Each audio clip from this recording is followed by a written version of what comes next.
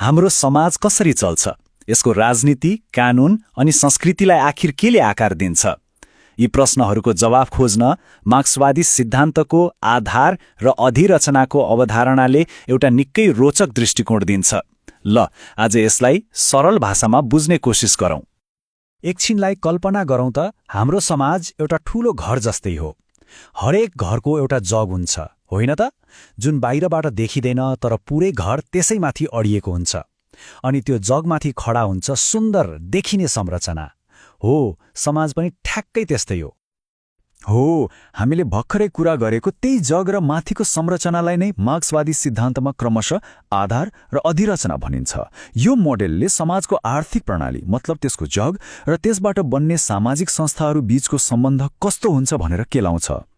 कुनै पनि घरलाई बुझ्न त्यसको जगलाई बुझ्न जरुरी छ। हो, त्यसैगरी समाजलाई बुझ्न पनि हामी सुरु गर्छौं यसको जगबाटै। मार्क्सवादी सिद्धान्तले समाजको यही आर्थिक जगलाई आधार वा बेसको नाम दिएको छ। आखिर यो आधार भनेको के हो त? सुन्दा अलि जटिल लागे पनि यो भनेको समाजको आर्थिक यथार्थ हो।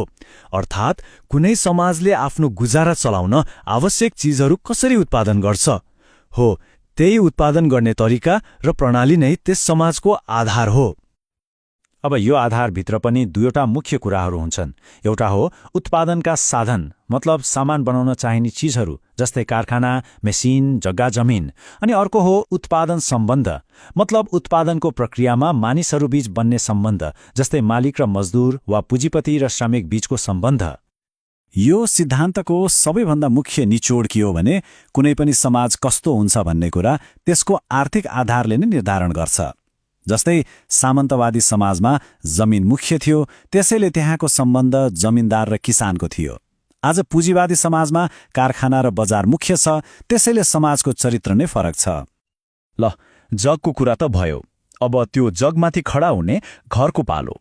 हो, त्यही आर्थिक आधारमाथि समाजको देखिने हिस्सा जस्तै राजनीति, कानून र संस्कृति बन्छ।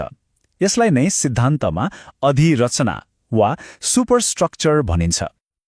त्यसो भए यो अधिरचना भनेको के हो त? यो भनेको समाजका ती सबै संस्थाहरू र विचारहरूको संसार हो जुन आर्थिक आधारमाथि टिकेको हुन्छ। सोच्नुस् न, हाम्रो सरकार, अदालत, स्कुल, कलेजहरू, यहाँसम्म कि हामीले मान्ने धर्म, हेर्ने फिल्म, सुन्ने सङ्गीत सबै यही अधिरचनाभित्र पर्छन्। अधिरचनाका केही मुख्य तत्त्वहरू हेरौँ न, जस्तै राज्य र सरकार, कानून र अदालत, हाम्रो शिक्षा प्रणाली, धर्म र नैतिकता, कला र मिडिया, यी सबै कुराहरू मिलेर समाजको एउटा वैचारिक र सांस्कृतिक ढाँचा तयार पार्छन् जुन फेरि घुमिफिरी त्यही आर्थिक आधारसँगै जोडिएको हुन्छ। तर यो अधिरचनाको मुख्य काम के हो त? किन चाहियो यो? सरल भाषामा भन्दा यसको काम भनेको तल रहेको आर्थिक आधारलाई टिकाइराख्नु र त्यसलाई सही हो भनेर प्रमाणित गर्नु हो। कानून बनाएर, शिक्षा दिएर वा विचारहरू फैलाएर यसले विद्यमान आर्थिक प्रणालीलाई स्वाभाविक र ठिक हो भन्ने देखाउँछ। ल, हामीले जग अर्थात् आधार र त्यसमाथिको संरचना अर्थात् अधिरचना त बुझ्यौं। तर यिनीहरूको सम्बन्ध कस्तो हुन्छ? के जगले भनेको मात्रै माथिल्लो संरचनाले मान्छ कि माथिको संरचनाले पनि जगलाई असर गर्न सक्छ? आउनुहोस् यो रोचक अन्तर्क्रियालाई हेरौं। अब सिद्धान्तको मूल तर्क त यही हो। समाजको आर्थिक जगले नै त्यसभन्दा माथि रहने कानून, राजनीति र संस्कृतिलाई आकार दिन्छ। मतलब जस्तो जग त्यस्तै घर। तर कुरा यतिमा मात्रै सकिँदैन। यो सम्बन्ध एकतर्फी होइन, दुईतर्फी पनि छ। कहिलेकाहीँ अधिरचनामा आउने परिवर्तनहरू जस्तै कुनै नयाँ कानून, ठूलो सामाजिक आन्दोलन वा नयाँ विचारहरूले उल्टै तलको आर्थिक आधारलाई नै हल्लाउन वा बदल्न सक्छन्। त्यसैले यिनीहरूबीच एक निरन्तर अन्तर्क्रिया चलिरहन्छ। एउटा उदाहरणबाट यो कुरा अझै छर्लङ्ग हुन्छ। एउटा पुँजीवादी समाजलाई हेरौँ है। त्यहाँ आधार के हुन्छ? निजी उद्योग, प्रविधि र कारखाना, होइन त? अब यही आधारलाई जोगाउन कस्तो अधिरचना बन्छ? निजी सम्पत्तिलाई संरक्षण गर्ने कानून बन्छ, बजारलाई चाहिने जनशक्ति उत्पादन गर्ने शिक्षा प्रणाली बन्छ। हेर्नुहोस् त कस्तो गहिरो सम्बन्ध। ल, यति धेरै कुरा त गरियो आधार र अधिरचनाको बारेमा। तर आखिर यो सिद्धान्त किन चाहियो? यसको महत्त्व के छ त? यसले समाजको बारेमा के बुझ्न मद्दत गर्छ? यो मोडेलको सबैभन्दा ठूलो शक्ति के हो भने यसले समाजमा हुने परिवर्तन र वर्ग सङ्घर्षलाई बुझ्न एउटा वैज्ञानिक औजार दिन्छ।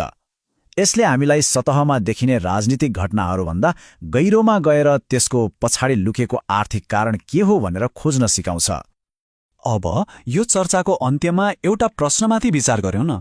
आजको यो डिजिटल युगमा जहाँ डेटालाई नयाँ तेल बनिन्छ र सामाजिक सञ्जालले हाम्रो संस्कृति बनाइरहेको छ, यस्तो समाजको आधार के होला अनि त्यसले कस्तो अधिरचना निर्माण गरिरहेको छ होला, यो प्रश्नमाथि सोच्न जरुरी छ।